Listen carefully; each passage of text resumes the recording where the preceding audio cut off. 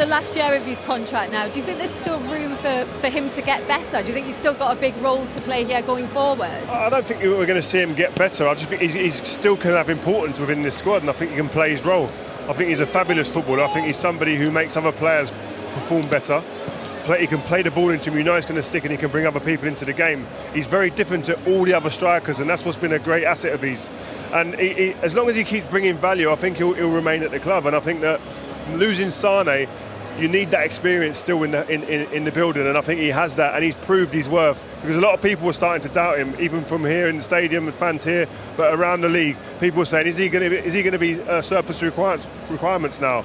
And he's answered back straight away. Didn't start the season well, no one really did at Liverpool, but this last game he said, listen, I'm here, I'm available, when I'm called upon, I can produce the goods still. And he's such a team player, isn't he? You can imagine that they all just love playing with him. Yeah, he seems to make them tick. Everything seems natural to him. You know, he picks up little pockets, as Rio said. He's very hard to pick up as a defender, as a sitting midfielder, and he makes the game look easy. You see them big bright teeth. He plays with a smile on his face, you know, and he came off the game at the weekend. Obviously played a brilliant game. And he just Jurgen's given him a big hug. He seems a happy person on the pitch, but I think that rubs off in the team as well. You know, didn't play with pressure, it seemed, at the weekend, and they were under pressure leading the Bournemouth game. They had a poor week after Man United. I think an important thing, as we all know, in a squad game, when you're not playing, sometimes players can become prickly. And he seems to me to be somebody who just takes it in his stride, wants to play, but doesn't affect the ambience within the squad. And I think he's not going to sit there and moan and throw his toys out the pram. And that's an important factor when you've got a squad to keep happy. You were talking about the young midfielders in Carvalho and Elliott. Jurgen Klopp was talking this week about perhaps wanting to take a few more risks in the transfer market. Can you have any complaints about the transfer strategy here? No, I don't think so. I think they've set out from minute one that they only spend what they earn. So yes, they brought in a lot of money, and I think they had a net spend of this summer about £30 million, which isn't a lot, but that's always been the case here. Jurgen's net spend has always been low. And that's because of the strategy of the team, and it's worked wonders up to now. So yes, I think they're going to try and bring in a really important midfielder this time next year if they don't do it now. But I think maybe that's him saying, go and get me Jude Bellingham right now. Yes, but I don't think Jude Bellingham's available this year, is he? They sold Erling Haaland. I think that's their strategy of Dortmund's. So I think they'd love to have Bellingham now. I think he's impossible to get. And if he becomes available next year, which is normally what happens at Dortmund, I think he'll have a number of suitors, but I think Liverpool will certainly be one of them, because Liverpool will have to address that midfield situation, as I said, sooner rather than later, because 3 could leave this time next year, or James Milner could retire to a certain extent. I'm not hurrying his retirement up, of course, but there's certainly a gap to be filled next year with Liverpool in midfield. I think you have to look at the history at Liverpool with their transfer work they've done in the past. They don't panic. They don't go and make like scattergun approaches to players, and Virgil van Dijk's a great example. We couldn't get him. We didn't go out and buy someone else to fill the gap. We waited. They were patient, and I think that's the key word. They're very patient and meticulous in what they do, and they've been very successful, so they're going to stick with that, I'm sure. Yeah, absolutely. Well, we're going to talk a bit more about Newcastle next, because they have not enjoyed recent visits here to Anfield. Their last win was back in 1994, while last season, during Eddie Howe's first month in charge, Liverpool were 3-1 winners as the Magpies sat in the relegation zone. Trent Alexander-Arnold's thunderbolt sealed the win with a cheeky assist from Mike Dean. Dear me. The situation's off. That's what we have to do again. That's how it is. There's not much difference then, and we have to try to fight the battles as often as possible in the areas where we want to have it. So I think it's pretty clear. Newcastle's way, counter-attacking, pretty direct, getting in behind us. So we have to be ready for second ball fights, for these kind of things, for a lot of speed, and that's the best way to defend the counter-attack, is to finish the situation off. If you cannot do that, then you counter-press the situation when you are in the right position. So that's what we try to do, and hopefully it will work out. Eddie, let's start with Isak. There was a wait for the work permit. He's gone through today. He didn't quite go down to the wire, but he's cleared to play, and he's in your starting lineup. Yeah, we found out around lunchtime today, so that was a nice thing for us in the build-up to this game, to have him available to use. We're really excited by him as a player, and really keen to see how he does tonight. And particularly because you've got some skillful players outside, like Guimaraes and Wilson and Maximin. So great reinforcement. Yeah, 3 big players to lose, especially in a fixture like this, but an opportunity for other players, and I've got no doubt about the quality of the players coming in. And the likes of Ryan Fraser come in, and you swapped both centre-halves tonight. Why is that? Different reasons. Fabian has been playing with a couple of injuries from the start of the season, so we just thought tonight was a really good time to rest him and keep him fresh and fit. And between Dan and Sven, again, it was just a straight choice, really. How do you feel about taking on Liverpool after they've just racked up 9 goals?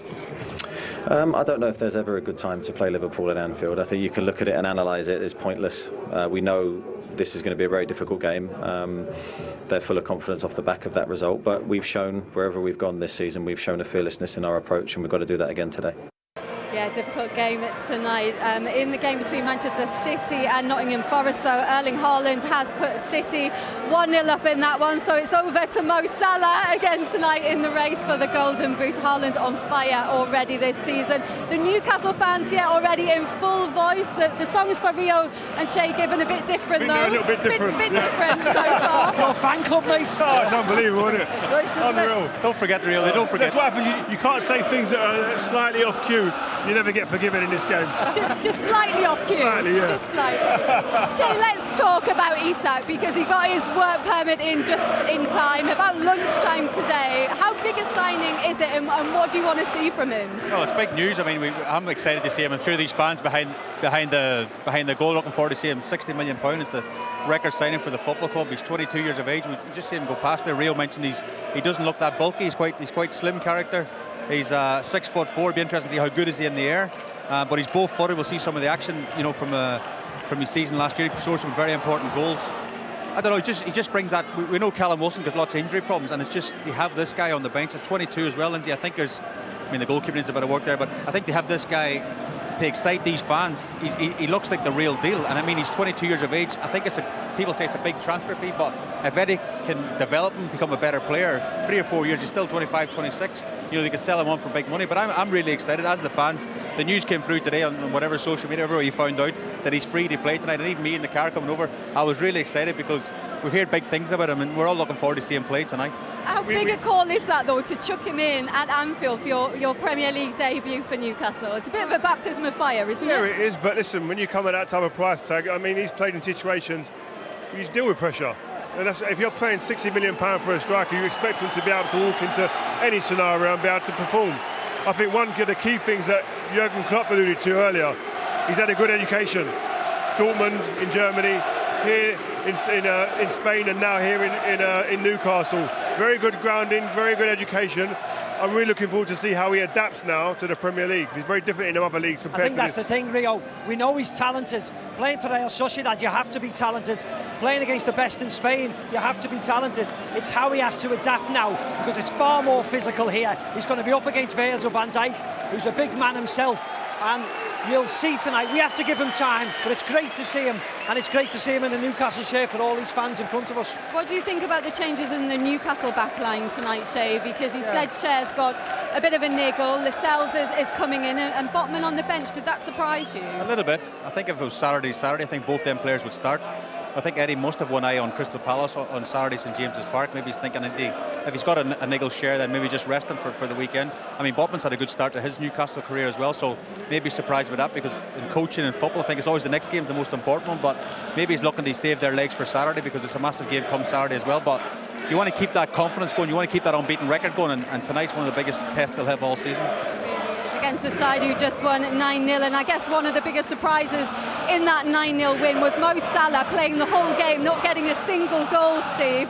How angry would he have been about that? Very angry. Liverpool made numerous changes, and Mo Salah stayed on the pitch, but the fact that Luis Diaz has scored more than him, Roberto Firmino's scored more than him, he doesn't normally associate with that, so expect a big turnaround from him as well. Yeah, he will be hungry tonight, and he's got a good record against Newcastle as well. Well, as you can probably hear, the atmosphere is really cranking up here at Anfield. Kickoff is at 8 o'clock. It's a classic Premier League fixture that has provided plenty of entertainment and drama over the years.